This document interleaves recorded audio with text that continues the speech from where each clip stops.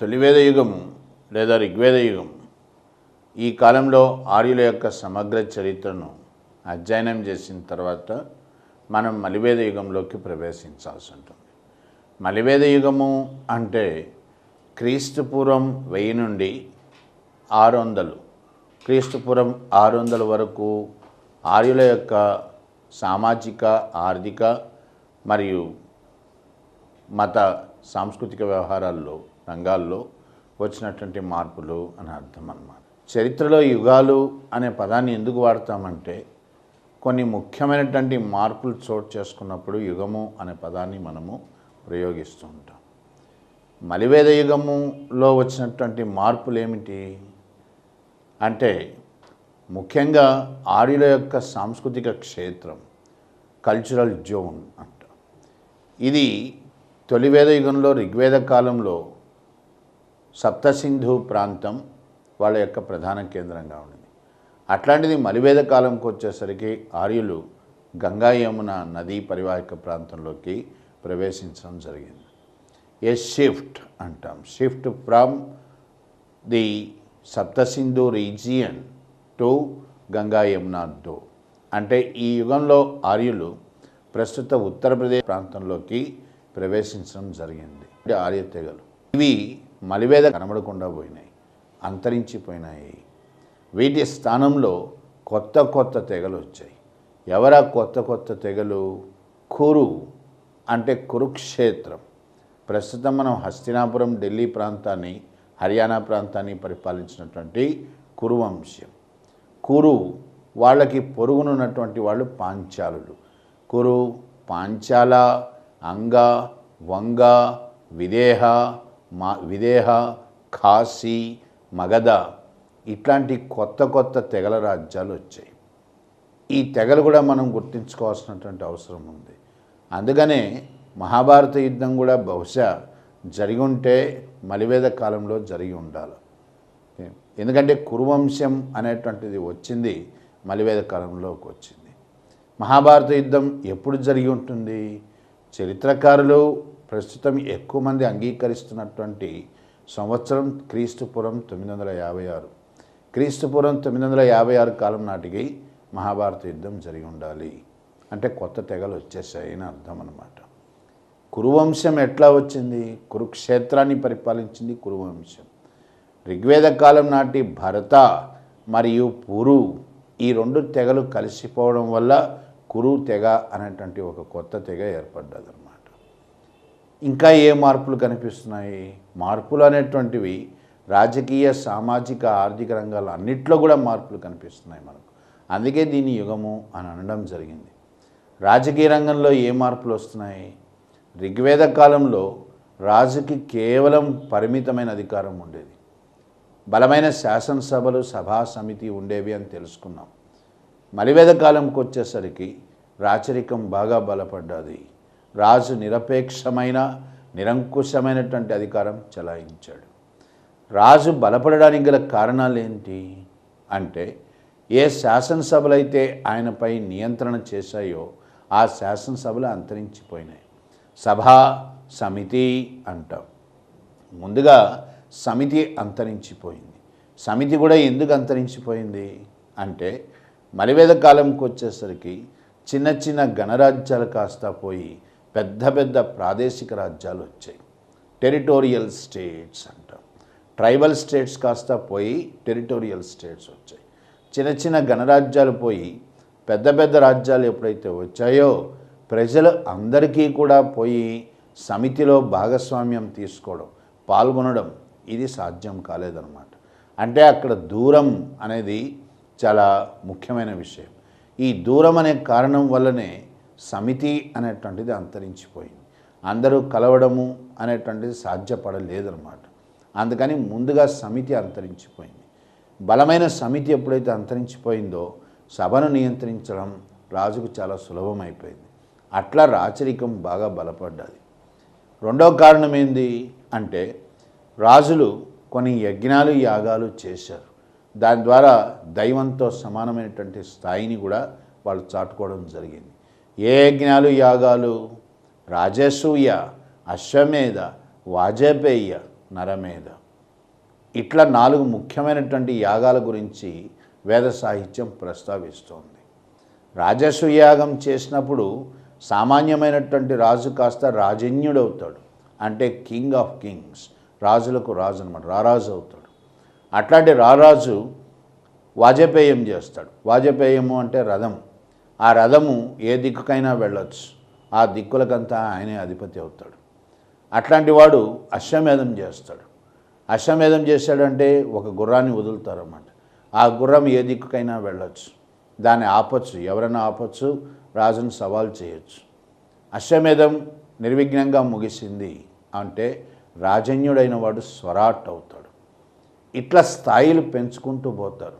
కానీ గుర్తుంచుకోవాల్సింది ఏంటంటే నరమేధం అనేది ప్రస్తావించబడ్డది, కానీ ఎవడు చేయలేరు. వేదకాలంలో చెయ్యనటువంటి ఒక యాగం ఏమిటి అంటే నరమేధం.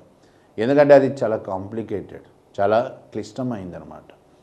ఇది మనకు ఆంధ్రుల చరిత్రలో విష్ణుకుండినులు, వీళ్ళలో మాధవవర్మ అనే రాజు ఈ నరమేధం చేసినట్టుగా చెప్పబడ్డదనమాట.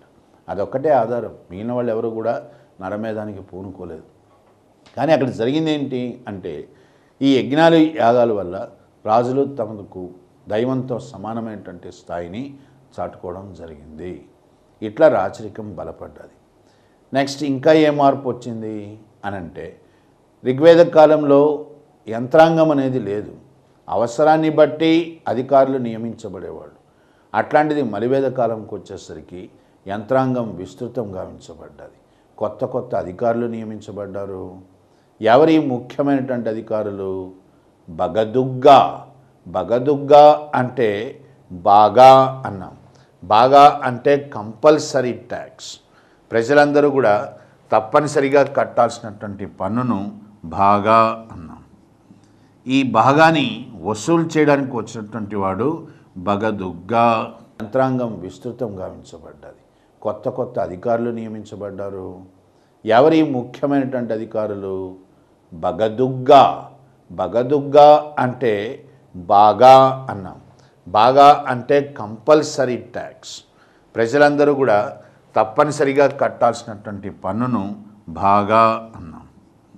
ఈ భాగాన్ని వసూలు చేయడానికి వచ్చినటువంటి వాడు బగదుగ్గా, కొత్త అధికారి అన్నమాట, బగదుగ్గా. అట్లాగే బలి అన్నాం. బలి అంటే స్వచ్ఛంగాను వచ్చినటువంటి వాడు బలిసాధక. అట్లాగే ఆర్యులు వ్యసనాలు, వీళ్ళలో ప్రధానమైనటువంటి వ్యసనం జూదం ఆడడం. ఈ జూద గృహాలకు కూడా పర్యవేక్షణకు ఒక అధికారి ఉంటాడు, ఆయన పేరే అక్షవేప అంటాం. ఇట్లాంటి కొత్త యంత్రాంగం, వీళ్ళని కూడా మనము తరచుగా ఎగ్జామ్స్లో అప్పుడప్పుడు వీళ్ళ మీద కూడా ప్రశ్నలు వేస్తుంటారు. అట్లాగే ఇంకొక అధికారి కూడా వచ్చాడు, సూత అంటాం. ఎవరు సూతుడంటే? సామాన్యంగా సూత అంటే అర్థం ఏంటంటే రథాన్ని నడిపేవాడు అని అర్థం. సూతులు గొప్ప పండితులు అన్నమాట. అటు పద్యాలు అల్లుతారు, కథలు చెప్తారు, పాటలు పాడుతారు. వీళ్ళని ఒక రకంగా విదూషకులని కూడా అనొచ్చు మనం. Bard, B A R D, bard. బాడ్ అంటే పోయట్ కమ్ సింగర్ అంటాం అన్నమాట. సూతుల గురించి మనం ఎందుకు ఇక్కడ ప్రస్తావిస్తున్నాము అంటే ఈ సూతులు మహాభారతాన్ని గానం చేసేవాళ్ళు.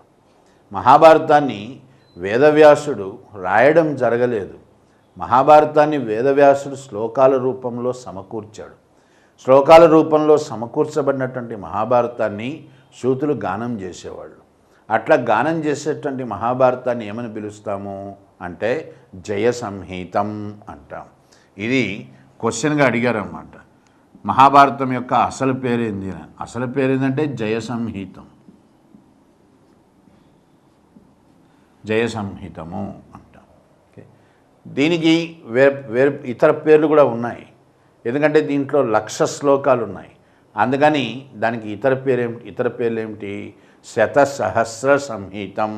శత అంటే 100, సహస్ర అంటే 1000, అంటే 100,000 శ్లోకాలు కలిగినటువంటి వేదం అన్నమాట, శతసహస్ర సంహితం. అట్లాగే మహాభారతంలో లేనిదంటూ లేదు. మానవుడి జీవితంలో ఏ అంశాలైతే మనిషి జీవితాన్ని నిర్దేశిస్తాయో అన్నింటినీ గురించి ప్రస్తావించారు. కాబట్టే మహాభారతానికి ఇంకొక పేరు పంచమ వేదం అని అంటాం. జయసంహితం, శతసహస్ర సంహితం, పంచమవేదం, ఇవన్నీ మహాభారతానికి పర్యాయ పదాలు అన్నమాట, ఇతర పేర్లు అన్నమాట. ఈ సూతుల ద్వారా మనకు మహాభారతం మనకు చేరుకోగలిగింది, ఎందుకంటే వాళ్ళు గానం చేసేవాళ్ళు కాబట్టి. ఇట్లా ఒక కొత్త యంత్రాంగం అనేటువంటిది మలివేద కాలంలోకి వచ్చేసింది. అంటే ముఖ్యమైన మార్పులు ఏంది? శాసనసభల యొక్క ప్రాముఖ్యత పోయింది, రాజరికం బలపడ్డది, కొత్త యంత్రాంగం వచ్చింది. ఇదే కాకుండా పన్నుల వ్యవస్థ కూడా స్థిరీకరించబడ్డది. ఋగ్వేద కాలంలో పన్నులున్నాయి, బాగా బలి, కానీ ఎంత అని చెప్పబడలేదు. కానీ మలివేద కాలంకి వచ్చేసరికి బాగా అంటే పంటలో 1/6 వంతు అని చెప్పడం జరిగింది. అట్లాగే ఋగ్వేద కాలంలో సిద్ధ సైన్యాలు లేవు, యుద్ధం వస్తేనే సైన్యం ఉంటుంది, అందరూ యుద్ధానికి వెళ్ళేవాళ్ళు అన్నమాట. కానీ మలివేద కాలంకి వచ్చేసరికి సిద్ధ సైన్యాలంటూ ఏర్పడ్డాయి. ఇవి రాచరిక వ్యవస్థ అంటే పొలిటికల్ సిస్టమ్కి రాజకీయ వ్యవస్థలో వచ్చినటువంటి మార్పులు అని చెప్పవచ్చు. అట్లాగే మలివేద కాలంకి వచ్చేసరికి సామాజిక రంగంలో కూడా మార్పులు వచ్చాయి. ఇక్కడ వాస్తవంగా చెప్పాలంటే గొప్ప మార్పులన్నీ కూడా సామాజిక పరంగా మలివేద కాలంలో చోటు చేసుకున్నాయి. ఏ మార్పులు వచ్చాయి సామాజిక పరంగా?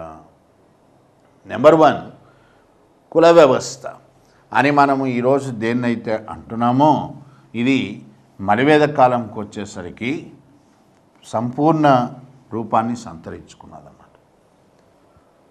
ఋగ్వేద కాలంలో 3 వర్ణాలు ఉన్నాయి, బ్రాహ్మణ, క్షత్రియ, వైశ్య, ఇవి వర్ణాలు. ఈ 3 వర్ణాలతో కూడినటువంటి వర్ణ వ్యవస్థ మలివేద కాలంకి వచ్చేసరికి అంటే క్రీస్తు పూర్వం 1000 నుండి 600 మధ్యకాలంలోకి వచ్చేసరికి చతుర్వర్ణ వ్యవస్థగా మారింది. అంటే 4 వర్ణాలతో కూడినటువంటి వ్యవస్థ. 4వ వర్ణం శూద్రులు, బ్రాహ్మణ, క్షత్రియ, వైశ్య, శూద్ర, వీళ్ళతో కూడినటువంటి చతుర్వర్ణ వ్యవస్థ అనేటువంటిది ఏర్పడ్డాయి. అంటే మలివేద కాలంకి వచ్చేసరికి శూద్రుడికి వర్ణస్థాయి ఇచ్చారు. ఎందుకు ఇచ్చారో అనేటువంటి తర్వాత చెప్తాం, అది ఆర్థిక వ్యవస్థకి వెళ్తే తెలుసుకోవచ్చు. రెండోది ఏంది ఇక్కడ ముఖ్యమైనటువంటి విషయము అంటే మలివేద కాలంకి వచ్చేసరికి ఈ చతుర్వర్ణ వ్యవస్థను నిర్వహించడానికి గాను వర్ణాశ్రమ ధర్మాలు అనేటువంటివి ప్రవేశపెట్టబడ్డాయి. ఆశ్రమ ధర్మాలు, వర్ణాశ్రమ ధర్మాలు ఏమవుతాయి అంటే బ్రహ్మచర్య, గృహస్థ, వానప్రస్థ, సన్యాస, ఇవి 4 వర్ణాశ్రమ ధర్మాలు. బ్రహ్మచర్య, గృహస్థ, వానప్రస్థ, సన్యాస. పుట్టిన వ్యక్తి కొంతకాలం పాటు బ్రహ్మచర్యాన్ని పాటిస్తాడు విద్యాభ్యాసం అయ్యే వరకు. దాని తర్వాత గృహస్థుడు అవుతాడు. గృహస్థుడైనటువంటి వాడు కొన్నాళ్ళ తర్వాత గొప్ప విషయాల గురించి యోచించాలి, అందుకని అడవులకు వెళ్ళాలి. దాన్ని వానప్రస్థం అంటాం. వానప్రస్థ దశలో వ్యక్తి భార్యతో ఉండవచ్చు అన్నమాట. సన్యాసం అంటాం, ఆ దశలో వ్యక్తికి ఇంక ఏ సంబంధం ఉండదు, అంటే భార్య కూడా ఉండకూడదు అన్నమాట. ఇట్లాంటి 4 వర్ణాశ్రమ ధర్మాలను మనం మొట్టమొదటిసారిగా మలివేద కాలంలో చూస్తాం. ఎగ్జామ్లో ఎట్లా అడుగుతున్నాడు క్వశ్చన్స్ అంటే ఈ 4 ఆశ్రమ ధర్మాలు ఎవరికి తప్పనిసరి? బ్రాహ్మణులకు 4 ఆశ్రమ ధర్మాలు తప్పనిసరి, క్షత్రియులకు మొదటి 3 అంటే క్షత్రియులు వర్ణాశ్రమ ధర్మాల్లో వానప్రస్థం వరకు వస్తారు. వైశ్యులు మొదటి 2 అంటే వైశ్యులు గృహస్థాశ్రమం వరకు వస్తారు. శూద్రులకు వర్ణాశ్రమ ధర్మాలు లేవు, అందుకనే శూద్రులు మోక్షానికి అర్హులు కాదు అని మలివేద సాహిత్యం ప్రకటించడం జరిగింది. మరి ఇవి వర్ణాశ్రమ ధర్మాలు అయితే దేంట్లో చెప్పారు వీటి గురించి? మొట్టమొదటిసారిగా వర్ణాశ్రమ ధర్మాలు అనేటువంటివి జబాలా ఉపనిషత్ అంటాం. జబాలా ఉపనిషత్తులో మొట్టమొదటిసారిగా ప్రస్తావించడం జరిగింది. ఇంకొక ప్రశ్న ఏమని అడిగారు? 4 బ్రాహ్మణులకు తప్పనిసరి అయితే ఏ వర్ణాశ్రమ ధర్మాన్ని ఎవరు ఎప్పుడు పాటించలేదు అని అడిగాడు ఎగ్జామ్లో. ఏ ఆశ్రమ ధర్మాన్ని ఎవరు పాటించలేదు? సన్యాసాన్ని. ఎందుకంటే సన్యాసం పాటించడం చాలా కష్టం కాబట్టి సన్యాసాశ్రమ ధర్మం తప్పనిసరి, కానీ బ్రాహ్మణులు కూడా ఎవరు దాన్ని పాటించలేదన్నమాట. ఇది వర్ణాశ్రమ ధర్మాల గురించి. అంటే ఒక కొత్త వ్యవస్థ వచ్చింది. ఎందుకు వస్తుంది ఇట్లాంటి సాంప్రదాయం వర్ణాశ్రమ ధర్మాలు అంటే వర్ణ వ్యవస్థను కాపాడడానికి ఆ రకమైనటువంటి ఆధిపత్యం చలాయించడానికి వీటిని ప్రవేశపెట్టడం జరిగిందనమాట. ఇంకా ఏ మార్పులు వస్తున్నాయి అంటే అంటరానితనము, గోత్ర విధానము, ద్విజులు అనేటువంటి కొత్త ఆలోచన విధానం, ఇవన్నీ కూడా మలివేద కాలంలో కనిపిస్తాయి. ఎవరు అంటరాని వాళ్ళు? చాలామంది అంటరాని వాళ్ళు అనగానే శూద్రులు అంటాం. శూద్రులు అంటరాని వాడు కాదు. శూద్రులు అనేటువంటి ఇంతకుముందే చెప్పుకున్నాం మనం. ఆర్యుల్లోనే శూద్రులు అంటే ఆర్యులే. ఆర్యులలో బ్రాహ్మణ, క్షత్రియ, వైశ్య కాకుండా మిగిలిపోయిన ఆర్యులు శూద్రులు. వాళ్ళు అంటరాని వాళ్ళు కాదు. ఓకే, అంటరాని వాళ్ళు ఎవరవుతారు?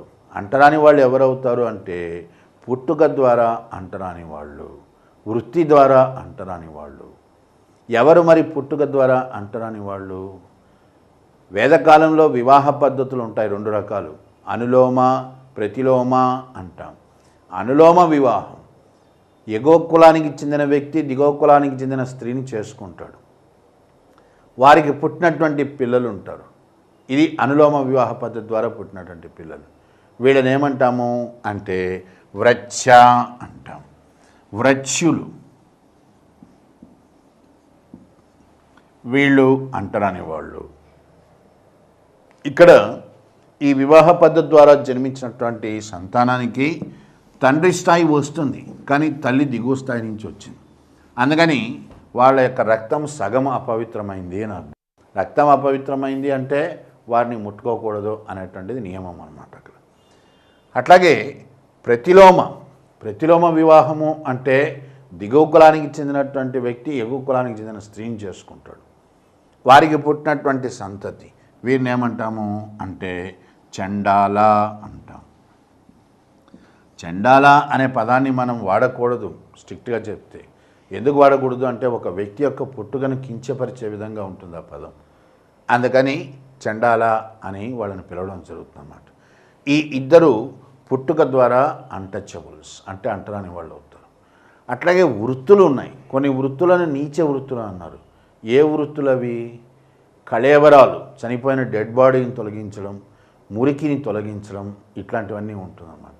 ఈ వృత్తులు చేసేవాళ్ళని కూడా వ్యవస్థలోకి అనుమతించలేదన్నమాట. వాళ్ళని ఏమని పిలిచారు అంటే నిషాద, నిషేధించబడ్డవాడు. నిషాద.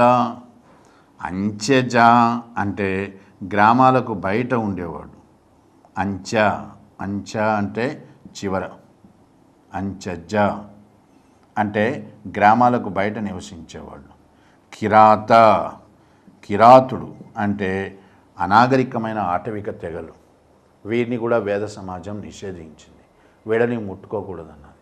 ఇట్లా అంటరానితనము అనేటువంటిది మనకు 2 రకాలుగా మలివేద కాలంకి వచ్చేసరికి సమాజంలో తలెత్తింది.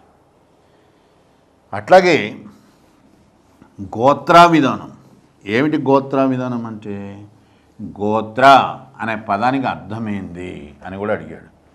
గోత్రము అంటే భాషాపరంగా గోత్ర అనే పదానికి అర్థమైంది అంటే ఆవులను నిలిపే ప్రదేశము అని అర్థం. సామాన్యంగా మన పరిభాషలో గోత్ర అనేటువంటిది ఏం చెప్తుంది అంటే వంశానికి మూల పురుషుడి పేరుని చెప్తుంది. ఇది ఎందుకు ప్రవేశపెట్టారు అట్లా అంటే గోత్ర విధానం యొక్క పరమోద్దేశం రక్తం యొక్క పవిత్రతను కాపాడడం, వర్ణాంతర వివాహాలను జరగనీయకుండా నిషేధించడం అన్నమాట. వర్ణాంతర వివాహాలను నిరుత్సాహపరచడం, అందుకోసం పెట్టినటువంటిది. అంటే కుల వ్యవస్థలో అగ్రవర్ణాల ఆధిపత్యం చలాయించుకోవడానికి, దాన్ని కొనసాగించడానికి, వర్ణాంతర వివాహాలను అదుపులో ఉంచడానికి గోత్ర విధానం అనేటువంటిది ఒకటి ప్రవేశపెట్టారన్నమాట. అట్లాగే ద్విజ అన్నాం. ద్విజ జ అంటే పుట్టుక. ద్విజ అంటే 2 సార్లు పుట్టిన వాళ్ళు. ఎవరు 2 సార్లు పుట్టినటువంటి వాళ్ళు అంటే మొదటి 3 వర్ణాలు బ్రాహ్మణ, క్షత్రియ, వైశ్య, వీళ్ళని ద్విజులు అంటారు. దాని అర్థం ఏంటంటే వీళ్ళు యజ్ఞోపవీతం, జంజం అంటాం, ఇది వేసుకోవడానికి అర్హత కలిగిన వాళ్ళు అన్నమాట. యజ్ఞోపవీతం ధరించాడు అంటే యజ్ఞయాగాలు, కర్మకాండలు చేయడానికి అర్హత కలిగిన వాళ్ళు అని అర్థం. మొదటి 3 వర్ణాలు మాత్రమే యజ్ఞోపవీతానికి అర్హులవుతారన్నమాట.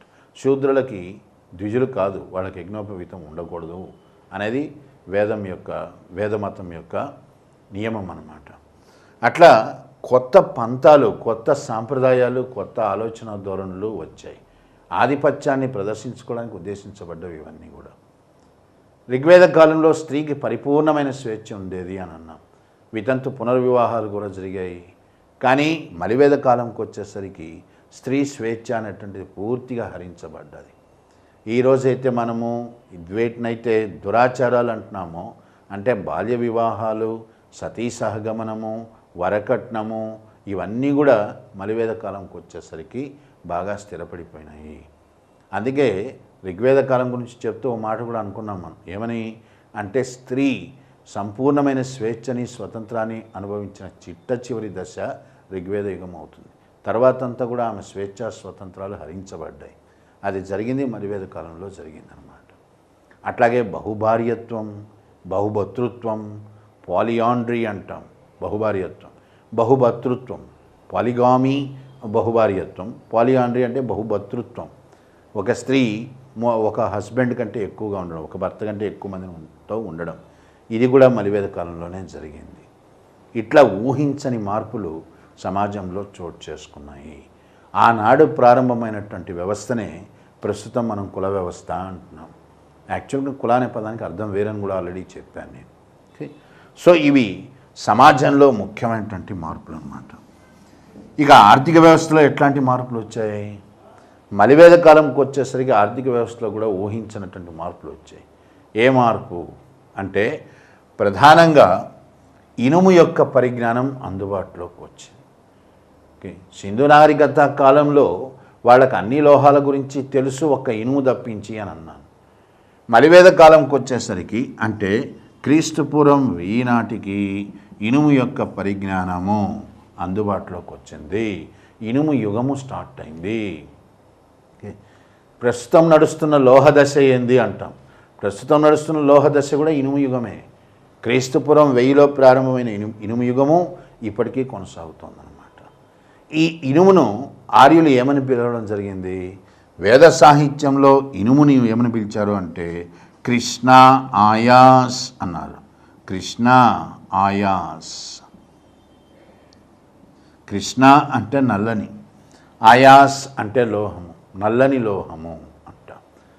దీని వాడకం ప్రారంభమైంది. ఒక లోహం యొక్క వాడకం ప్రారంభమైతే వచ్చే మార్పులు కూడా కొంత మేరకు మార్పులు గణనీయంగా ఉంటాయన్నమాట. వాటి యొక్క పర్యవేక్షణాలు కూడా చాలా ఎక్కువగా కూడా ఉంటుందన్నమాట.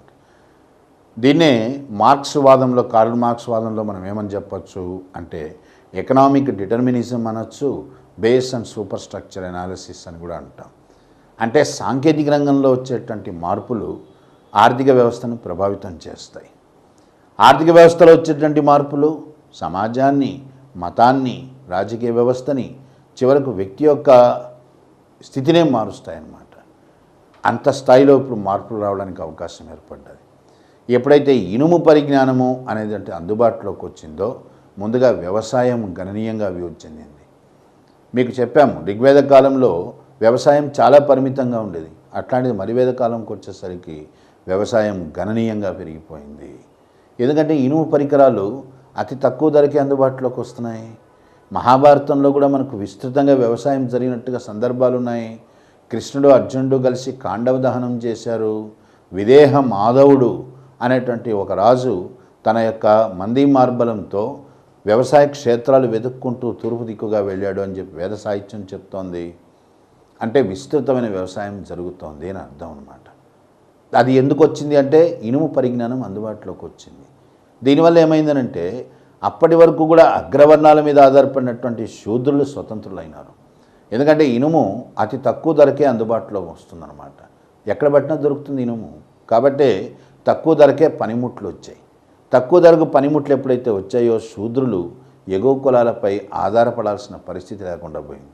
ఎందుకంటే శూద్రులు శారీరక శ్రమకు వెరవరు, కష్టపడి పనిచేస్తారు. కాబట్టి వాళ్ళు వ్యవసాయదారులైనారు. అంతకుముందు వరకు ఉన్న పరిస్థితి ఏంది అంటే సమాజంలో అన్ని వర్గాలు వ్యవసాయంలో ఉండేవి. క్షత్రియులు కూడా భూమిని దున్నుకునేవాళ్ళు, బ్రాహ్మణులు వ్యవసాయం చేయక తప్పేది కాదు. అట్లా క్షత్రియుడిగా భూమిని దున్నుకుంటున్నప్పుడే జనకుడికి సీత బయటపడింది. సీత అనే పదానికి అర్థం ఏందని కూడా అడిగాడు ఎగ్జామ్లో ఒకసారి. సీత అనే పదానికి అర్థం ఏంది అని అంటే కరెక్ట్గా చెప్తే నాగలి అని అర్థం అనమాట. ఇప్పుడు ఎప్పుడైతే ఇనుము పరిజ్ఞానం అందుబాటులోకి వచ్చిందో శూద్రులకి, వాళ్ళు వ్యవసాయదారులైనారు. వాళ్ళు ఎప్పుడైతే వ్యవసాయంలోకి వచ్చారో మిగిలిన సామాజిక వర్గాలు వ్యవసాయానికి పోవాల్సిన అవసరం లేకుండా పోయింది. శూద్రుడే ఉత్పత్తి చేస్తున్నాడు. ఓకే, ఇట్లా కొన్ని సామాజిక వర్గాలు వ్యవసాయం నుంచి విరమించుకున్నాయి, శూద్రులు వ్యవసాయదారులైనారు. ఇంకా పర్యవేక్షణాలు ఎట్లా ఉన్నాయి ఆర్థిక వ్యవస్థలో అంటే, విస్తృతమైనటువంటి వ్యవసాయం వల్ల మిగులు ఉత్పత్తి వచ్చింది. మిగులు ఉత్పత్తి అంటే ఏంది? నీ అవసరాలకు పోగా మిగిలేది మిగులు ఉత్పత్తి. ఇది పెట్టుబడిగా మారుతుంది. ఎప్పుడైతే మిగులు ఉత్పత్తి వచ్చిందో దాని ద్వారా వ్యవసాయము, వర్తకము, వాణిజ్యం ఇవన్నీ కూడా బాగా అభివృద్ధి చెందాయి. వర్తక వాణిజ్యాలు ఎప్పుడైతే అభివృద్ధి చెందుతున్నాయో ఆటోమేటిక్గా అంటే ఆ విధంగానే పట్టణాలు అభివృద్ధి చెందుతాయి. మలివేద కాలంకి వచ్చేసరికి పట్టణాలు విస్తృతంగా ఏర్పడుతున్నాయి. ఋగ్వేద కాలంలో నీకు పట్టణాలు కనబడవు. ఋగ్వేద కాలంలో ఏ పట్టణాలన్నా ఏమీ లేవు, గ్రామీణ వ్యవస్థలే కనిపిస్తాయి. అట్లాంటిది మలివేద కాలంకి వచ్చేసరికి అచిచత్ర, అతరంజికేర, హస్తినాపుర, శ్రవస్తి, పుష్కల ఇట్లాంటి గొప్ప గొప్ప పట్టణాలు వచ్చేసాయి. అందుకనే మలివేద యుగాన్ని ఏమంటాము అంటే, మలివేద యుగాన్ని రెండవ పట్టణ వ్యవస్థ, రెండవ పట్టణ దశ అంటాం.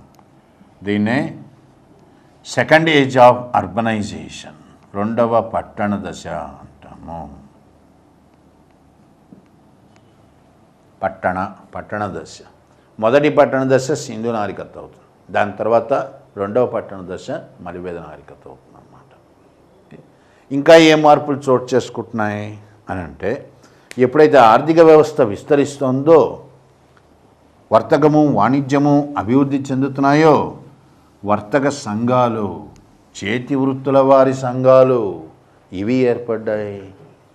ఎగ్జామ్లో తరచుగా దీని మీద కూడా ప్రశ్నలు అడిగారు. శ్రేణి అంటే ఏంది అని అడిగాడు.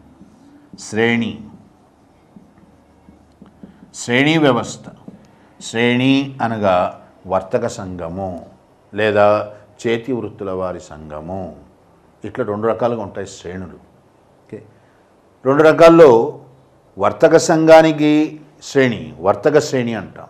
ఆ వర్తక శ్రేణికి అధిపతి ఉంటాడు. ప్రతి శ్రేణికి ఒక అధిపతి ఉంటాడు. వర్తక సంఘానికి అధిపతిని ఏమంటాము అంటే శ్రేష్ఠి అంటాం. శ్రేష్ఠి అంటే అర్థము ఓకే, వర్తక సంఘానికి అధిపతి, head of the merchant guild అంటాం. ఇంగ్లీష్లో ఈ శ్రేణుల్నే మనం ఏమని పిలుస్తామంటే గిల్డ్ సిస్టమ్, గిల్డ్ అంటాం. అట్లాగే చేతి వృత్తుల వారి సంఘం కూడా ఉంది. చేతి వృత్తుల వారి సంఘాన్ని మనం ఏమని పిలుస్తాం, దానికి అధిపతిని ఏమని పిలుస్తాం, జ్యేష్ఠక అంటాం. జ్యేష్ఠకుడు అంటే చేతి వృత్తుల సంఘానికి అధిపతి అని అర్థం. ఇట్లా శ్రేష్ఠి మరియు జ్యేష్ఠక అనేటువంటి అధిపతులు వర్తక సంఘాలకి ఏర్పడడం కూడా జరిగింది. ప్రతి వర్తక సంఘము లేదా ప్రతి చేతి వృత్తుల సంఘము వీటికి వాళ్ళకంటూ కొన్ని నియమావళి ఉంటుంది. ఈ నియమావళిని ఏమంటాము అంటే శ్రేణి ధర్మ అంటాం. శ్రేణి ధర్మ అంటే అర్థము శ్రేణి యొక్క నియమావళి అని అర్థం. ఏది ఉత్పత్తి చేయాలి, ఎంత ఉత్పత్తి చేయాలి, నాణ్యత ఎంత శాతం ఉండాలి, ఎంత ధర నిర్ణయించాలి అన్నీ కూడా వాళ్ళే నిర్ణయించుకుంటారు. ఇక్కడ రాజ్యం యొక్క ఇంటర్ఫీరెన్స్ అంటే రాజ్యం యొక్క ప్రవేశం అంటూ ఉండదు ఈ విషయాల్లో. ఇట్లా బలమైనటువంటి సంఘాలు ఏర్పడ్డాయి.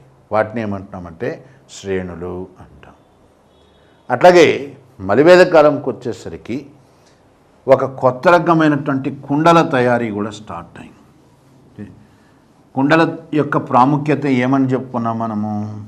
కుండల యొక్క ప్రాముఖ్యత ఏమిటి అంటే కుండని బట్టి ఆ జాతిని గుర్తిస్తాం. ఎందుకంటే అన్ని జాతులు ఒకే రకమైన కుండలు తయారు చేయవు. ఒక కుండను చూడంగానే చెప్పచ్చు ఏ జాతి తయారు చేసింది అది అని. ఎందుకంటే ఒక్కొక్క కుండ ఒక్కొక్క రకంగా ఉంటుంది కాబట్టి, భిన్నంగా ఉంటుంది కాబట్టి. మలివేద కాలం నాడు తయారైనటువంటి కుండలను ఆర్కియాలజీ అంటే పురావస్తు పరంగా మనం ఏమని పిలుస్తాము అంటే పీజీడబ్ల్యూ అంటాం, అంటే పెయింటెడ్ గ్రేవేర్ అంటాం. ఓకే, గోధుమ రంగు కుండలు అన్నమాట, పెయింటెడ్ గ్రేవేర్ అని అంటాం. ఓకే, ఇది శాస్త్రీయపరమైనటువంటి నామం అన్నమాట. మలివేద కాలం నాటి కుండలకు ఇవ్వబడినటువంటి పేరు అన్నమాట. క్రీస్తుపూర్వం 1000 నుంచి 600 మధ్యలో ఇవి. ఓకే, సింధనారికత కుండలను ఏమని పిలిచాం మనము? బీపీడబ్ల్యూ అన్నాం, బ్లాక్ పాలిష్డ్ వేర్ అని అన్నాం.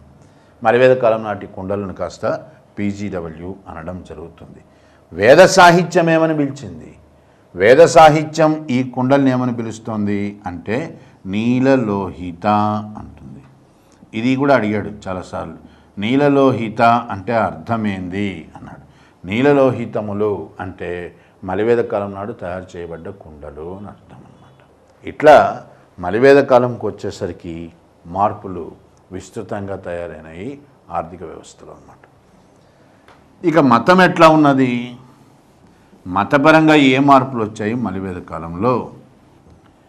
ఎట్లయితే సామాజిక, రాజకీయ, ఆర్థిక రంగాల్లో ఊహించని మార్పులు వస్తున్నాయో మతంలో కూడా ఆ స్థాయిలోనే మార్పులు వస్తున్నాయి. ఊహించనంతటి మార్పులు వచ్చేసాయి మతంలో కూడా. ఏ మార్పులు? ఋగ్వేద కాలం నాటి మతము నిరాడంబరమైనటువంటి మతం. అక్కడ కాంప్లికేటెడ్ అంటే కొంత వివాదాస్పదమైన లేదా శ్రమతో కూడినటువంటి యజ్ఞాలు, యాగాలు అనేటువంటివి లేవు. మలివేద కాలంకి వచ్చేసరికి మతంలో యజ్ఞము, యాగము వీటి యొక్క పాత్ర ఎక్కువైపోయింది. ఎప్పుడైతే యజ్ఞాలు, యాగాలు ఎక్కువైపోతాయో మతంలో పురోహిత వర్గం యొక్క ఆధిపత్యం ఏర్పడుతుంది. ఎందుకంటే పురోహితుడు లేకుండా మనం యజ్ఞం, యాగం నిర్వహించలేము కాబట్టి.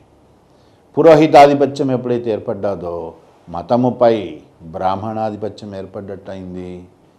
ఋగ్వేద మతం అందరికీ అందుబాటులో ఉండేది. ప్రార్థన చేయడానికి పురోహితులు అవసరం లేదు, కళ్ళు మూసుకొని ప్రార్థన చేయొచ్చు. కానీ మలివేద కాలంకి వచ్చేసరికి యజ్ఞాలు, యాగాల యొక్క ప్రాధాన్యత పెరిగిపోయింది. దాంతో మతం పైన బ్రాహ్మణాధిపత్యం పెరిగింది. దేన్నైతే మనం ఋగ్వేద మతము, వేద మతం అంటున్నామో అది కాస్త బ్రాహ్మణ మతంగా మారిపోయింది. బ్రాహ్మణికల్ రిలీజియన్ అని కూడా అంటాం. పురోహితాధిపత్యము పెరగడం ఒక మార్పు. రెండో మార్పు ఏమిటి అంటే ఋగ్వేద కాలంలో ప్రధానమైనటువంటి దేవుళ్ళు ఇంద్ర, వరుణ, అగ్ని.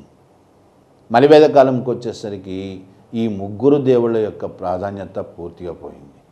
వారి స్థానంలో కొత్త దేవుళ్ళు ప్రవేశించారు. అట్లా వచ్చిన కొత్త దేవుళ్ళు ఎవరు? త్రిమూర్తులు, బ్రహ్మ, విష్ణు, మహేశ్వర.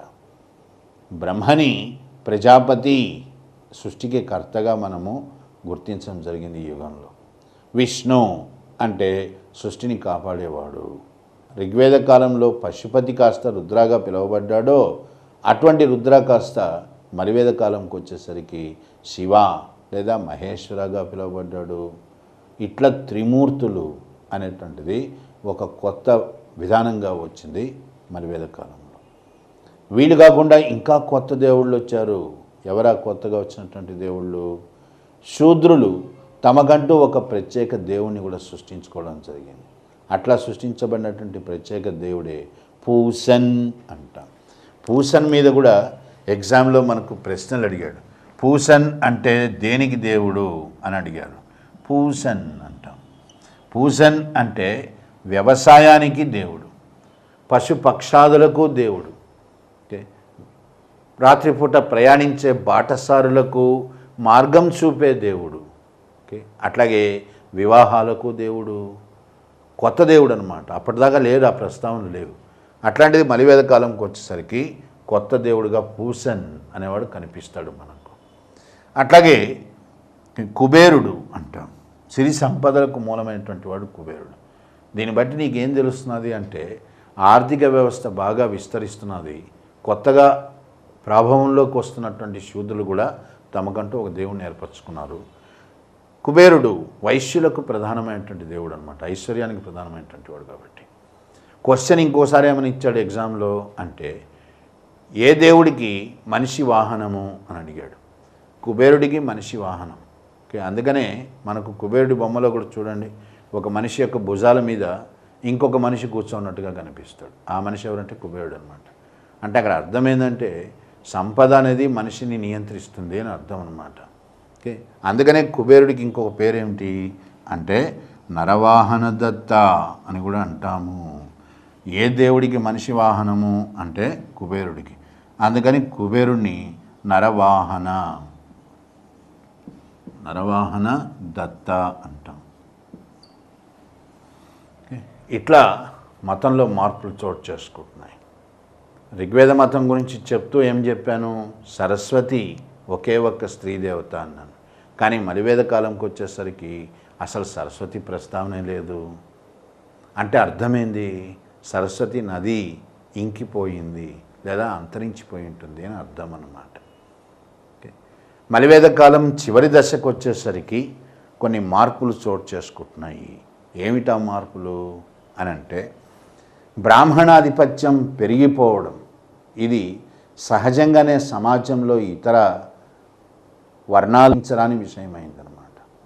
బ్రాహ్మణాధిపత్యాన్ని క్షత్రియులు, వైశ్యులు, శూద్రులు వీరందరూ కూడా ప్రశ్నించడం జరిగింది. సమాజంలో అశాంతి పెరిగింది. సామాజికపరమైనటువంటి ఆధిపత్యం ఎవరు చెలాయించాలి, బ్రాహ్మణుడా క్షత్రియుడా?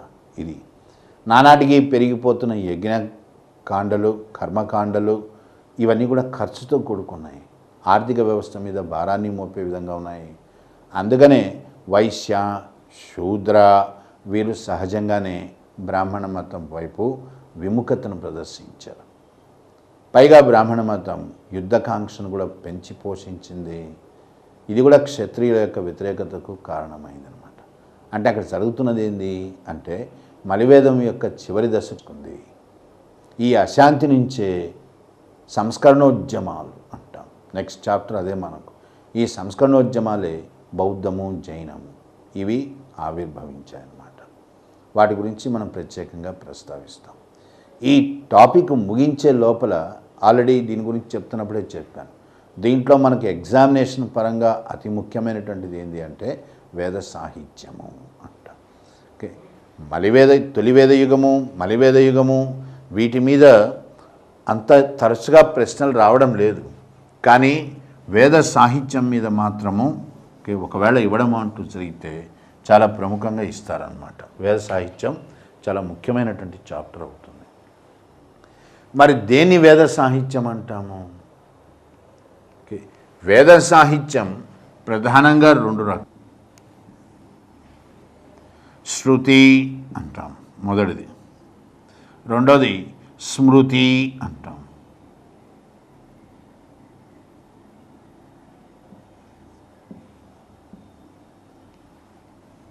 దేన్ని శృతి అంటాం? 4 వేదాలు శృతులవుతాయి, వేదములు. మిగిలినంతా స్మృతి సాహిత్యమే. 4 వేదాలు అంటే ఋగ్వేదము, సామవేదము, యజుర్వేదము, అథర్వణ వేదము. 4 వేదాలు శృతి సాహిత్యం. ఇవి కానిది అంటే బ్రాహ్మణ, అరణ్యక, ఉపనిషత్తులు, వేదాంగములు, 6 వేదాంగాస్, 6 వేదాంగములు, 4 ఉపవేదములు, ఇవన్నీ కూడా స్మృతి అంటాం, స్మృతి సాహిత్యం అంటాం. మొట్టమొదటిగా మనం డీల్ చేయాల్సింది శృతి సాహిత్యం. అంటే 4 వేదాలతో మనము ముందుగా ప్రస్తావించాల్సి ఉంటుందన్నమాట. ఏమిటి 4 వేదాలు? వీటిని శృతులు అని అంటామా, ఇంకా వేరే పర్యాయ అంటే వేరే పదాలు కూడా ఉన్నాయి. శృతి, శృతి అంటే తనకు తానుగా చెప్పబడ్డది అని అర్థం అన్నమాట. రివీల్డ్ వన్స్ అంటాం. గొప్ప యోగులకి, గొప్ప గొప్ప ద్రష్టలకి, యోగ ద్రష్టలకి వాళ్ళ యొక్క ధ్యాన స్థితిలో వాళ్ళకి ఏమి స్ఫురించిందో, ఏమి తట్టిందో జ్ఞానంగా దాన్ని వాళ్ళు భద్రపరిచారు. ఓకే, దానికి కర్త అంటూ ఎవరు లేరు. అందుకనే వేదాలు రాయబడలేదు అని చెప్పి. వేద సాహిత్యం మనకి ఎగ్జామినేషన్ పరంగా చాలా ముఖ్యమైనదని చెప్పి చెప్తున్నాము. దీంట్లో మనకు ప్రధానమైనటువంటి భాగాలు 2. ఒకటి ఏమిటంటాము అంటే శృతి అంటాం. శృతి అంటే తనకు తానుగా చెప్పబడ్డది. దీనికి కర్త అంటూ ఎవరు ఉండరు. ఓకే, అంటే యోగులకు ఏమి స్ఫురించిందో దాన్ని వాళ్ళు తమ స్ఫురించిన జ్ఞానంగా వాళ్ళ రూపంలో పొందుపరిచారు. అట్లా 4 వేదాలు శృతులు అంటాం. ఇంగ్లీష్లో చెప్తే రివీల్డ్ వన్స్ అని అంటాం, అంటే చెప్పబడ్డవి అని. దానికి కర్త అంటూ ఎవరు ఉండరు, అది శృతి. ఈ 4 వేదాలను దేన్నైతే మనం శృతులు అని అంటున్నామో వాటికే పర్యాయ పదాలు కూడా ఉన్నాయి. ఏమిటి ఇతర పదాలు అంటే సంహితములు అంటాం. అంటే వీటి యొక్క ప్రధానోద్దేశ్యము మానవుడికి హితము చెప్పడమే, మంచి చెప్పడమే. అందుకనే 4 వేదాలను 4 సంహితములు అని కూడా అంటాం. ఓకే, అట్లాగే శృతి, సంహిత, వేద. వేదము అంటే మూలం నుంచి పుట్టింది, విత్ నుంచి పుట్టింది, అంటే మూలం నుంచి పుట్టింది అనమాట. అట్లాగే అవి రాయబడలేదు, ఎవరి చేత రాయబడలేదు, అందుకని అపురుషమేయములు అని కూడా అంటాం. ఇవన్నీ కూడా ఏంటంటే వేదాలకు పర్యాయ పదాలు అన్నమాట. దీని తర్వాత రెండవ భాగం ఏంటి వేద సాహిత్యంలో అంటే స్మృతి అంటాం. స్మృతి 4 వేదాలు కానిదంతా కూడా స్మృతి సాహిత్యంలోకి వస్తుంది. ఏమేమి వస్తాయి? బ్రాహ్మణ, అరణ్యక, ఉపనిషత్తులు, మరియు 6 వేదాంగములు, 4 ఉపవేదములు, ఇవన్నీ కూడా స్మృతి సాహిత్యంలో భాగాలు అన్నమాట. అది తర్వాత మనం ప్రస్తావిస్తాం. ముందుగా 4 వేదములలోకి వస్తే మొట్టమొదటిది ఋగ్వేదము అంటాం. ఋగ్వేదం యొక్క ప్రాముఖ్యత ఏమిటి, దీని గురించినటువంటి సమాచారం ఏమిటి అంటే ఋగ్వేదం మొత్తము కూడా శ్లోకాలమయం. ఓకే, ఎన్ని శ్లోకాలు ఉన్నాయి అంటే మొత్తము 1025 శ్లోకాలు ఉన్నాయి. మొట్టమొదటి వేదము ఋగ్వేదం. ఇందులో ఉండేటువంటి శ్లోకాల సంఖ్య 1025. 1025 శ్లోకాలతో ఉన్నటువంటి ఋగ్వేదాన్ని ఇంతకుముందు ఆల్రెడీ ప్రస్తావించాను. 10 భాగాలుగా విభజించాం. 10 భాగాలుగా అంటే ఎన్ని భాగాలుగా, ఎన్ని మండలాలుగా? 10 మండలాలు. దాంట్లో మొదటి మండలము 10వ మండలం. ఈ 2 మాత్రము మలివేద కాలానికి చెందినవి. మలివేద కాలంలో సమకూర్చబడి ఋగ్వేదానికి జత చేశారు. వాస్తవంగా ఋగ్వేదంలో ఉండేటువంటిది 8 మండలాలే. ఈ మండలాల్లో మొత్తం కూడా అంటే మొత్తం 10 మండలాల్లో కూడా మనకు కనబడుతున్నది ఏంటి అంటే ఈ 1025 శ్లోకాలు. అంటే ఇక్కడ ఏ రూపంలో దీన్ని సమకూర్చడం జరిగింది అంటే పద్య రూపంలో, పద్యాలు శ్లోకాల రూపంలో ఉంటుందన్నమాట. కొన్ని పుస్తకాల్లో 1018 శ్లోకాలు అని అంటాం. అట్లా కూడా ఎందుకు వచ్చింది అంటే 7 శ్లోకాలు ఋగ్వేదానికి సామవేదానికి కలిపి ఉంటాయన్నమాట. ఆ 7 తీసేస్తే 1018 అవుతుంది, అంతే తేడా. వాస్తవానికి ఉండేటువంటిది 1025 అనమాట. 10 మండలాలుగా విభజించబడ్డది. ప్రతి వేదానికి కూడా ఒక ఉద్దేశ్యం, థీమ్ అంటూ ఉంటుంది. ఋగ్వేదం యొక్క ప్రధాన ఉద్దేశం ఏంటి అంటే ప్రార్థన. పలు దేవుళ్ళ ప్రస్తావన ఉంటుంది. అందరి కూడా శక్తి రూపాలే. ఆ దేవుళ్ళను ఎట్లా ప్రార్థించాలి, వాళ్ళని ప్రసన్నం చేసుకోవడానికి ఏం చేయాలి, ఇట్లా ప్రార్థన వృత్తాంతంగా సమకూర్చబడ్డది ఋగ్వేదం అన్నమాట. దీని యొక్క ప్రాధాన్యత ఏమిటి అంటే 4 వేదాల్లో అతి ముఖ్యమైనది అంటాం. ఇది కూడా క్వశ్చన్స్ అడిగినటువంటివే. 4 వేదాలు ఋగ్వేదము, సామవేదము, యజుర్వేదము, అథర్వణ వేదము. ఈ 4ంట్లో అతి ముఖ్యమైనది ఏంది అంటే ఋగ్వేదం. ఎందుకు అంటే పరిపూర్ణమైంది, దాంట్లో ప్రస్తావించబడిన అంశం అంటూ ఏమీ లేదు కాబట్టి అది అతి ముఖ్యమైనది అని చెప్పచ్చు. రెండోది ఏంది అంటే ప్రపంచ సాహిత్యంలో మొట్టమొదటి గ్రంథం ఏంది, first text in world literature. Text అంటే అది గ్రంథ రూపంలో లేదు, ఓకే, కానీ సంపూర్ణమైందనమాట. అందుకని దాన్ని first text in world literature అని అంటాం. అట్లాగే ఇంతకుముందే చెప్పాను, ఆర్యుల భాషలు ఏమిటంటే ఇండో యూరోపియన్ భాషలు. ఓకే, ఇండో యూరోపియన్ భాషలు అంటే ఐరోపా, మధ్య ఆసియా, భారతదేశంలో సంస్కృతము భాషలు, ఇవన్నీ కూడా ఇండో యూరోపియన్ భాష కిందకి వస్తాయన్నమాట. ఇండో యూరోపియన్ భాషా కుటుంబానికి చెందినటువంటి మొట్టమొదటి గ్రంథం ఏది అంటే కూడా ఋగ్వేదమే అవుతుంది.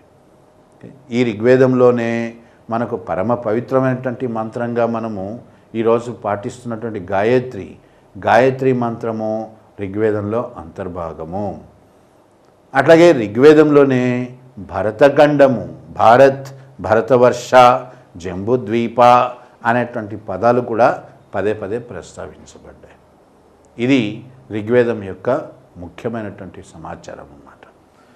వేద సాహిత్యంలో ప్రతి వేదానికి కూడా ఒక పురోహితుడు ఉంటాడు, ఒక బ్రాహ్మణుడు ఉంటాడు. అందరు బ్రాహ్మణులు అన్ని వేదాలు ఉచ్చరిస్తారు, కానీ స్పెషలైజేషన్ అంటే ఒకదాన్నే ప్రధానంగా ఎంచుకుంటారు. అట్లా ఋగ్వేదాన్ని ఉచ్చరించేటువంటి బ్రాహ్మణుని ఏమని పిలుస్తాము అని అంటే హోత్రి అంటాం. హోత్రి అనేటువంటి బ్రాహ్మణుడు ఋగ్వేదాన్ని ఉచ్చరిస్తాడు. ఓకే, ఇది ముఖ్యంగా మనం గుర్తుంచుకోవాల్సింది. ఓకే, ఋగ్వేదం తర్వాత రెండవ వేదం వచ్చేసి సామవేదం. సామవేదం యొక్క ముఖ్యమైనటువంటి థీమ్, ప్రధాన ఉద్దేశం ఏంది అంటే సామవేదం యొక్క ఉద్దేశము ఛందస్ అంటాం. ఛందస్ అంటే అర్థమైంది. ఛందస్ అంటే ఇంగ్లీష్లో మీటర్ అంటారు, ఎంఈటిఆర్ఈ. మీటర్ అంటే కొలమానము అని కూడా అనొచ్చు. కరెక్ట్గా చెప్తే గొంతు ఎట్లా స్వరాన్ని పెంచాలి, మనం స్వరాన్ని ఎట్లా తగ్గించాలి, స్వరానికి సంబంధించింది అనమాట మీటర్ అంటే. ఇక్కడ కొలమానము దానికి సంబంధించింది అనమాట. అంటే సామవేదం ఏం చెప్తుంది, ఒక పదాన్ని రాగయుక్తంగా ఎట్లా పలకాలి అని చెప్పేది సామవేదం. అందుకనే సామవేదం మొత్తము కూడా రాగాలమయము, వెరీ ఇంపార్టెంట్. ఓకే, ఋగ్వేదంలో నీకు శ్లోకాలు కనిపిస్తాయి, సామవేదంలో నీకు మొత్తం కూడా రాగాలే, ట్యూన్స్ అంటాం ఇంగ్లీష్లో. ఎప్పుడైతే సామవేదంలో నీకు రాగాలే, భారతీయ సంగీత సాంప్రదాయము ప్రారంభమైంది. భారతీయ సంగీత సాంప్రదాయానికి మూలమైన వేదం ఏంది అనంటే సామవేదం అవుతుంది. ఎందుకంటే దీంట్లో మొత్తం కూడా రాగాలు ఉంటాయి. మరి సామవేదాన్ని ఉచ్చరించేటువంటి బ్రాహ్మణుని ఏమంటాము అంటే ఉద్ఘట అంటాం.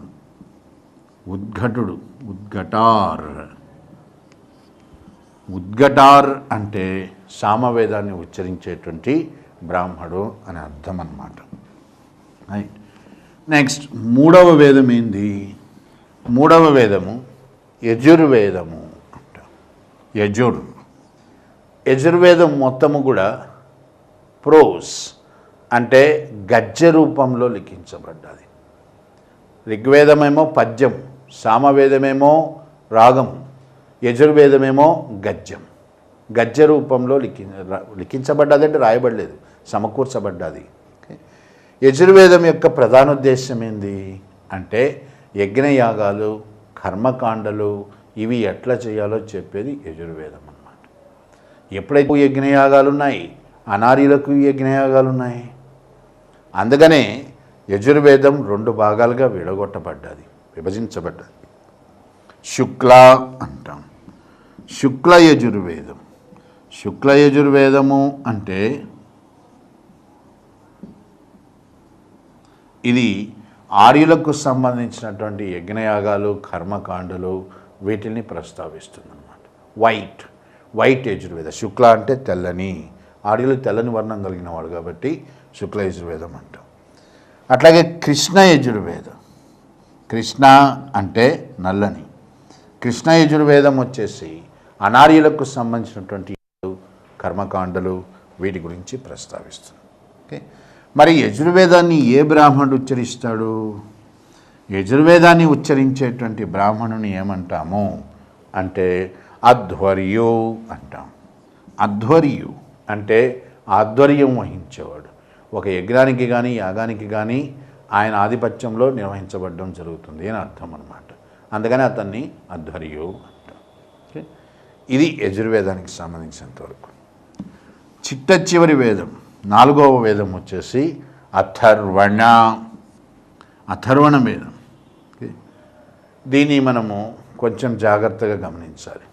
ఎందుకంటే క్వశ్చన్స్ ఎట్లా ఇచ్చారు ఎగ్జామ్లో అంటే చాలా కాలం పాటు వేదంగా గుర్తించబడని వేదం ఏంది అన్నాడు. ఓకే, 4 వేదాల్లో చాలా కాలం పాటు వేదంగా గుర్తించబడని వేదం ఏది అంటే అథర్వణ వేదం. ఎందుకు దాన్ని వేదంగా గుర్తించలేదు? కారణాలు 2. ఒకటి, ఇది కంప్లీట్గా మొత్తం కూడా అనార్యులకు చెందింది. అనార్యులకు చెందింది కాబట్టి ఆర్యులు దీన్ని వేదంగా గుర్తించడానికి సిద్ధపడలేదు. ఒకటి. రెండోది, దీని యొక్క థీమ్, దీంట్లో ప్రధాన ఉద్దేశం ఏంటి అంటే మనం క్షుద్ర విద్యలు అంటాం ఈరోజు ఇంగ్లీష్లో, witchcraft, sorcery, okay, plus magic అంటాం. అంటే బాణామతి, చిల్లంగి ఇట్లా అంటుంటాం. అంటే భూత ప్రేత పిశాచాలు, వీటిని ఎట్లా మేల్కొల్పాలో చెప్తుంది అథర్వణ వేదం.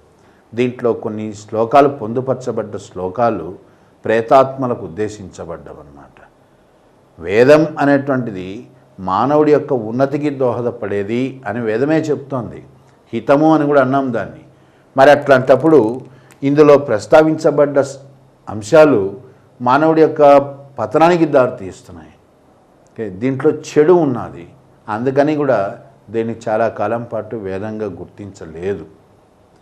చాలా కాలం పాటు వేదంగా గుర్తించలేదు. కానీ తర్వాత మళ్ళీ వేదంగా ఎందుకు గుర్తించారు అంటే వాస్తవంగా అథర్వణ వేదం కొన్ని ప్రయోజనాలు ఇచ్చినోడికి. ఏది? నెంబర్ 1 అంటే అథర్వణ వేదం యొక్క ప్రాముఖ్యత ఏమిటి అంటే అథర్వణ వేదంలో భారతీయ గణిత శాస్త్రము, మన యొక్క గణిత శాస్త్రం, ఇండియన్ మ్యాథమెటిక్స్ అంటాం, ఇది అథర్వణ వేదంలో భాగం అన్నమాట. నెంబర్ 1. నెక్స్ట్ నెంబర్ 2, అట్లాగే భారతీయ రేఖాగణితము అంటే జామెట్రీ అంటాం. మ్యాథమెటిక్స్, జామెట్రీ అండ్ ఆయుర్వేదం, మన అసలు సిసలైనటువంటి వైద్య విధానం ఆయుర్వేదం, ఇది కూడా అథర్వణ వేదంలో భాగమే. అంటే మనకు ఎంతో ఉపకరించినటువంటి గణితము, రేఖాగణితము, ఆయుర్వేదము, ఇవన్నీ అథర్వణ వేదం నుంచి వచ్చాయి. ఇవి మనకు గొప్ప ప్రయోజనాన్ని చేకూర్చాయి. అందుకనే అథర్వణ వేదానికి వేద స్థాయి ఇవ్వబడ్డది. ఇంకొకటి ఇక్కడ గుర్తించాల్సింది ఏంటంటే ప్రతి వేదానికి ఒక బ్రాహ్మణుడు ఉంటాడు. ఋగ్వేదానికి హోత్రి, సామవేదానికి ఉద్ఘటుడు, యజుర్వేదానికి అధ్వర్యు. కానీ అథర్వణ వేదాన్ని ఉచ్చరించే బ్రాహ్మణుడు ఉండడు. బ్రాహ్మణుడు లేని బ్రాహ్మణుడు ఉచ్చరించని వేదం ఏది అంటే అథర్వణ వేదం. అథర్వణ వేదానికి బ్రాహ్మణుడు లేడు. ఇట్లా 4 వేదాలు కలిస్తే మొదటి భాగం, దాన్నే శృతి అన్నాము. ఓకే, దీని తర్వాత వచ్చింది వేద సాహిత్యంలో 2వ భాగం, దాన్నే స్మృతి అంటాము. స్మృతి సాహిత్యం ఏంది? స్మృతి అంటే అర్థము, స్మృతి అంటే జ్ఞాపకము అని కూడా అర్థం వస్తుంది. మనము ఇదేనైతే మనం చదువుతామో, దేన్ని గ్రహిస్తామో దాని మీద మనం వ్యాఖ్యానం చేస్తాం. ఆ జ్ఞాపకాన్ని ఆధారంగా చేసుకొని దాని మీద వ్యాఖ్యానం చేస్తాం. అట్లా చేయబడ్డప్పుడు అది స్మృతి అవుతుంది. మరి స్మృతి సాహిత్యంలో ఏమేమి వస్తాయి అంటే ప్రతి వేదానికి అనుబంధంగా ఉండేటువంటివన్నీ కూడా స్మృతి సాహిత్యంలో వస్తాయి. ఏమిటి అట్లా ప్రతి వేదానికి అనుబంధంగా ఉండేటువంటివి అంటే బ్రాహ్మణ,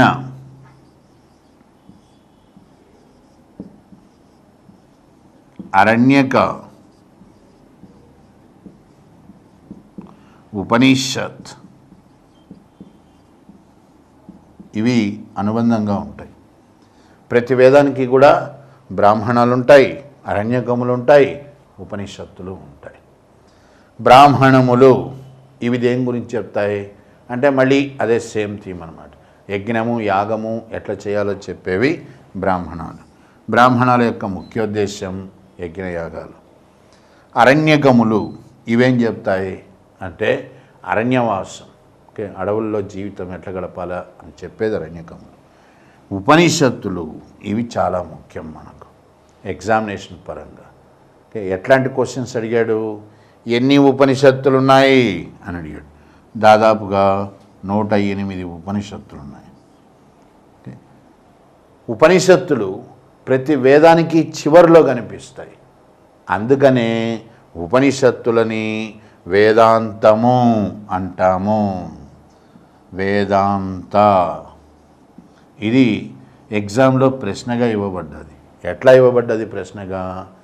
వేద సాహిత్యంలో దేన్ని వేదాంతం అంటారు అన్నాడు. దేన్ని వేదాంతం అంటాము? ఉపనిషత్తుల్ని. ఎందుకంటే వేదాలకు చివర కనిపిస్తాయి కాబట్టి. అది భారతీయ తత్వశాస్త్రం అంటే ఇండియన్ ఫిలాసఫీ, దానికి మూలం ఉపనిషత్తులు అన్నమాట. మన వేదాంతం అంతా కూడా ఉపనిషత్తుల ఆధారంగానే వచ్చింది. మరి ఉపనిషత్తులు దేని గురించి డీల్ చేస్తాయి, ప్రస్తావిస్తాయి?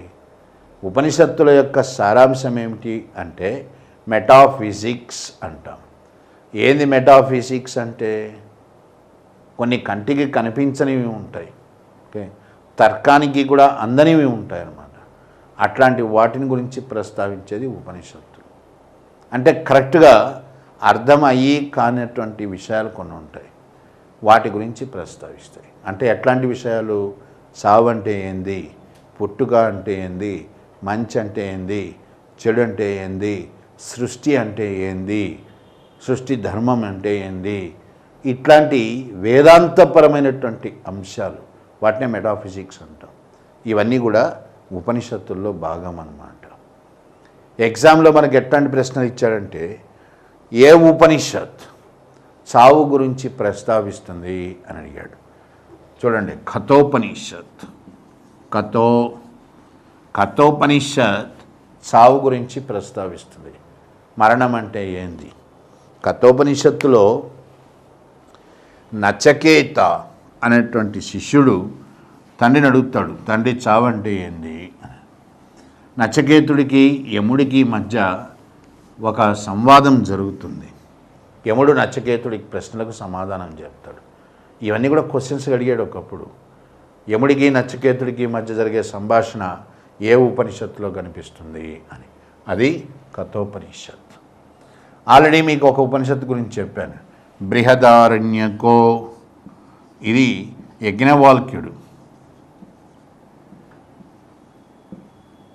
యజ్ఞవాల్క్యుడు చేత సమకూర్చబడ్డదన్నమాట. ఇదేం చెప్తుంది? ఆత్మ పునర్జీవనం, చనిపోయిన తర్వాత ఆత్మస్థితి ఎట్లా ఉంటుంది అంటే, మనిషి చనిపోయిన తర్వాత ఆత్మస్థితి, దాని గురించి ప్రస్తావిస్తుంది.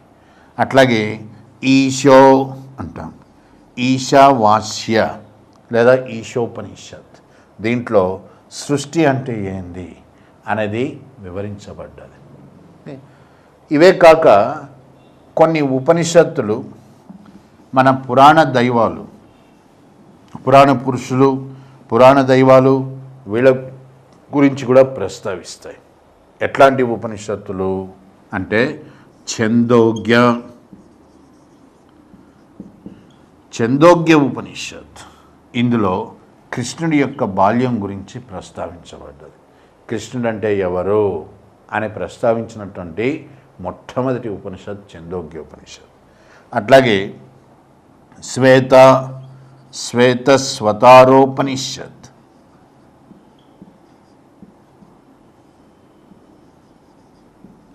ఇందులో శివుడి గురించి ప్రస్తావన ఉంటుంది. శివుడు అంటే ఎవరు, వారి గురించినటువంటి వర్ణనంతా శ్వేతస్వతారలో ఉంటుంది. అట్లాగే కేనోపనిషత్. ఇందులో శివుడి యొక్క భార్య అయినటువంటి ఉమా లేదా పార్వతి, ఆమె ప్రస్తావన ఉంది. ఇట్లా దేవుళ్ళు దేవతల ప్రస్తావనలు కూడా ఉపనిషత్తుల్లో ఉంటాయి. ఇవి కాక ఉపనిషత్తుల్లో మనకు గొప్ప గొప్ప ఆలోచనలు, రిఫైన్డ్ ఐడియాస్, అత్యున్నతమైనటువంటి ఆలోచనలు కూడా ప్రస్తావించబడడం జరుగుతుంది. ముఖ్యంగా మన దేశం యొక్క నినాదం, అవర్ ఇండియన్ స్లోగన్ సత్యమేవ జయతే అంటాం. సత్యమేవ జయతే మనకు ముండకోపనిషత్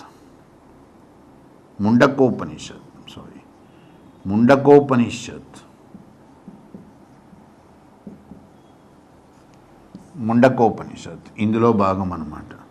సత్యమేవ జయతే. దీన్ని అశోకుడు గ్రహిస్తాడనమాట. తన శాసనాల్లో ఆయన దీన్ని ప్రస్తావించడం జరిగింది. అట్లా దాని ప్రాధాన్యత వెలుగులోకి వచ్చింది. సత్యమేవ జయతే అది చివరకు మనకు మన దేశం యొక్క నినాదం అయిందనమాట. ఇట్లా ఉపనిషత్తుల్లో చక్కటి ఆలోచనలు కూడా మనకు పొందుపరచబడడం జరిగింది. దీని తర్వాత స్మృతి సాహిత్యంలో ఇంకా ఏమేమి వస్తాయి? స్మృతి సాహిత్యంలో బ్రాహ్మణ అరణ్యక ఉపనిషత్తులే కాకుండా 6 వేదాంగములు ఉన్నాయి.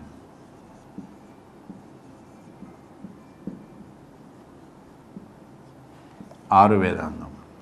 ఈ 6 వేదాంగముల యొక్క ఉద్దేశం ఏంటంటే వేదాలను మనం ఎట్లా చదవాలి, ఎట్లా అర్థం చేసుకోవాలి, అందుకు ఉపయోగకరిస్తాయన్నమాట. అంగములు లిమ్స్ అంటాం ఇంగ్లీష్లో. అంగాలు కరెక్ట్గా సమకూరకపోతే శరీరాకృతికి అర్థం ఉండదు. అట్లాగా వేదాంగముల యొక్క సహకారం లేకుండా మనం వేదాన్ని మనం అర్థం చేసుకోలేమన్నమాట, కరెక్ట్గా చూడలేము.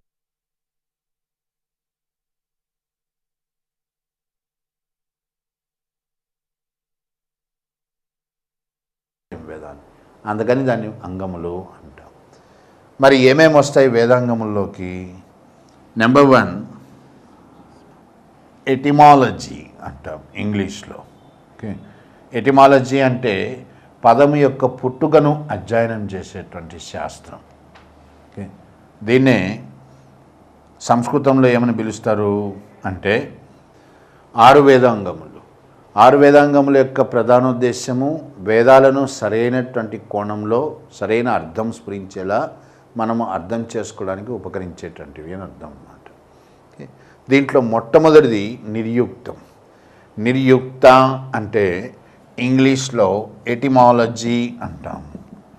ఎటిమాలజీ అంటే అర్థం ఏంటి అంటే పదాల పుట్టుకను అధ్యయనం చేయడం. ఒక పదం ఎట్లా పుడుతున్నది అనేటువంటిది ముందు మనం గ్రహించాలన్నమాట. రెండోది పదము పుట్టిన తర్వాత శిక్ష అంటాం. శిక్ష అంటే ఇంగ్లీష్లో ఫొనెటిక్స్ అంటాం, ఉచ్చారణ. పదం ఎట్లా పుట్టిందో తెలుసుకోవాలి, పదాన్ని ఎట్లా ఉచ్చరించాలో తెలుసుకోవాలి. అట్లా ఉచ్చారణకు ఉపయోగించేటువంటి శాస్త్రము శిక్ష. దాని తర్వాత ఛందస్ అంటే ఆల్రెడీ ఇంతకుముందు చెప్పాను, మీటర్ అన్నాం, వాల్యూమ్. ఒక పదాన్ని హై పిచ్లో ఎట్లా ప్రయోగించాలి, లో పిచ్లో ఎట్లా ప్రయోగించాలి, అంటే దాని స్వరాన్ని ఎట్లా పెంచాలి తగ్గించాలి అని చెప్పేది ఛందస్. నెక్స్ట్ వ్యాకరణ. వ్యాకరణం అంటే గ్రామర్ అంటాం. ఓకే, వ్యాకరణం లేకుండా మనకు భాషకు అర్థం లేదనమాట. అట్లాగే కల్ప అన్నాం. కల్ప అంటే అర్థం ఏంటంటే రిచువల్, RITUAL అంటే యజ్ఞయాగాలు ఎట్లా చేయాలో చెప్పేది కల్ప అన్నమాట. ప్రతి వేదము చెప్తుంది, చెప్తున్నటువంటి వాటిని ఎట్లా నిర్వహించాలి అది చెప్పేది కల్ప. నెక్స్ట్ జ్యోతిష్ అంటాం. జ్యోతిష్ అంటే అస్ట్రానమీ. అస్ట్రానమీ అనేటువంటిది అస్ట్రాలజీ కాదు. అస్ట్రాలజీకి అస్ట్రానమీకి తేడా ఉంది. అస్ట్రానమీ అంటే గ్రహాల కదలికలను అధ్యయనం చేసే శాస్త్రం. అస్ట్రానమీకి మ్యాథమెటిక్స్ ఎప్పుడైతే కలుపుతామో, అంటే గణితాన్ని కలుపుతామో, అప్పుడు అది అస్ట్రాలజీ అవుతుంది. అంటే ఫలితాల కోసం మనం అధ్యయనం చేస్తే దాన్ని అస్ట్రాలజీ అంటాం. అట్లాగా గ్రహాల కదలికలను అధ్యయనం చేస్తే అది అస్ట్రానమీ అవుతుందన్నమాట. ఇట్లా 6 వేదాంగాలు ఉన్నాయి. ఈ 6 వేదాంగాల్లో అతి ముఖ్యమైనది ఏంది అంటే 5వదైనటువంటి కల్ప. ఇది చాలా ముఖ్యమైనటువంటిది. ఎందుకు కల్ప చాలా ముఖ్యమైనటువంటిది అంటే అసలు యాగము యజ్ఞము ఎట్లా చేయాలో చెప్తుంది. అందుకని కల్ప ముఖ్యమవుతుంది ఒకటి. రెండోది కల్ప ప్రాధాన్యతను అర్థం చేసుకోవాలి. ఇక్కడ మనం కల్ప మొత్తము కూడా సూత్రాలమయం, అంటే ఫార్ములాస్. ఒక యజ్ఞాన్ని తయారు చేయాలంటే కొన్ని సూత్రాలు పాటించక తప్పదనమాట. అందుకని కల్పశాస్త్రం మొత్తం కూడా సూత్రాలమయం. కల్ప 3 భాగాలుగా విభజించబడుతుంది. ఏమిటా 3 భాగాలు అంటే గృహసూత్రములు అంటాం. ఈ గృహసూత్రాలనే ధర్మసూత్రములు అని కూడా అంటాం. నువ్వు ఏమేం చేయాలి, ఏ రకమైన యజ్ఞం చేయాలా యాగం చేయాలా పొద్దున్నుంచి సాయంకాలం లోపల, అది చెప్పేది గృహసూత్రాలు లేదా ధర్మసూత్రాలు. రెండోది శృతసూత్రములు.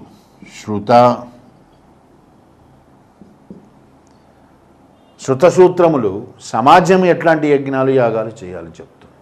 అశ్వమేధ రాజసూయ అన్నం ఇది ఒక ఇంట్లో చేసేటువంటి కాదు, సమాజం మొత్తానికి సంబంధించిన అనమాట. అట్లాంటి యజ్ఞాలు కొన్ని ఉంటాయి, వాటి గురించి చెప్పేటువంటిది శృతసూత్రములు అంటాం. మూడోది వచ్చేసి సుల్వసూత్రములు. సుల్వసూత్రాలు అంటే జామెట్రీ అంటే రేఖాగణితం. ఒక్కొక్క యజ్ఞానికి ఎటువంటి యజ్ఞగుండం ఉండాలి అని చెప్పేది సుల్వసూత్రాలు. ఇట్లా కల్పాల్లో మొత్తము 3 భాగాలు ఉంటాయి. ముఖ్యంగా మొదటి భాగం అంటే గృహసూత్రములు లేదా ధర్మసూత్రాలు. దీని ఆధారంగానే మన న్యాయశాస్త్రం అనేటువంటి దానికి ప్రాతిపదిక ఏర్పడ్డది. అందుకని కల్ప చాలా ముఖ్యమైనటువంటిది అన్నమాట 6 వేదాంగాల్లో. ఓకే, నెక్స్ట్ వేద సాహిత్యంలో చిట్ట చివరి భాగం ఏమంటాము అంటే 4 ఉపవేదములు అంటాం. ఏమిటి 4 ఉపవేదాలు? ఈ 4 ఉపవేదాల యొక్క ప్రధానోద్దేశం ఏమిటి అంటే మానవుడి జీవితం సుఖవంతంగా ఉండాలి మరియు సురక్షితంగానూ ఉండాలి. అందుకు ఏమేమి అవసరం అవుతాయో చెప్తాయి. 4 వేదాల్లో మొట్టమొదటిది మనకు చాలా ముఖ్యమైనటువంటిది ఆయుర్వేదం. ఆయుర్వేదము మన వైద్య విధానానికే మూలం అన్నమాట, భారతీయ వైద్యానికి. జీవనంలో అతి ముఖ్యమైనటువంటిది ఏంటంటే ఆరోగ్యవంతమైన జీవితం అన్నమాట. దాని గురించి చెప్పేటువంటిది ఆయుర్వేదం. రెండోది ఏంది అంటే శిల్ప అంటాం. శిల్ప అంటే మనలో గొప్ప కళాత్మకమైనటువంటి నైపుణ్యం ఉంటుంది, దృష్టి ఉంటుంది, దానికి ప్రతిరూపాన్ని సృష్టించడం. శిల్ప అంటే స్కల్ప్చర్, శిల్పమే స్కల్ప్చర్ అంటాం ఇంగ్లీష్లో. అది దేనికి సంబంధించింది అంటే మన కళాత్మకమైన దృష్టికి నిదర్శనం అన్నమాట. దాన్ని ఎట్లా పెంపొందించుకోవాలి, ఎందుకంటే దాని ద్వారా నీకు ఒక గొప్ప మానసికపరమైనటువంటి తృప్తి కలుగుతుంది కాబట్టి. అట్లాగే మూడోది ధనుర్వేద అంటే ఆర్చరీ అంటాం. ఓకే, గొప్ప విలుకాడికి కావాల్సిందేంది అంటే ముందు ఏకాగ్రత కావాలి. ఏకాగ్రతను ఎట్లా పెంచుకోవాలి, కరెక్ట్గా మన టార్గెట్ గమ్యాన్ని ఎట్లా చేరాలి, దాని గురించి చెప్పేటువంటిది ధనుర్వేదం అన్నమాట. నెక్స్ట్ 4వది గంధర్వ వేదం అంటే సంగీతం. ఎందుకంటే మనిషి జీవితానికి సంగీతం చాలా ముఖ్యం అన్నమాట. మనలో నిరాశ నిస్పృహకు తావు లేకుండా జీవితాన్ని ఉత్తేజవంతంగా తయారు చేస్తుందన్నమాట. ఇట్లా 4 ఉపవేదాలకు 4 ఉద్దేశాలు ఉన్నాయి. దానివల్ల మానవుడి జీవితం సుఖప్రదంగా ఉంటుంది, సంతోషదాయకంగా ఉంటుంది. ఇవన్నీ కూడా వేద సాహిత్యంలో భాగాలన్నమాట. ఇంతటితో వేద నాగరికత అనేటువంటిది ముగిసినట్లవుతుంది.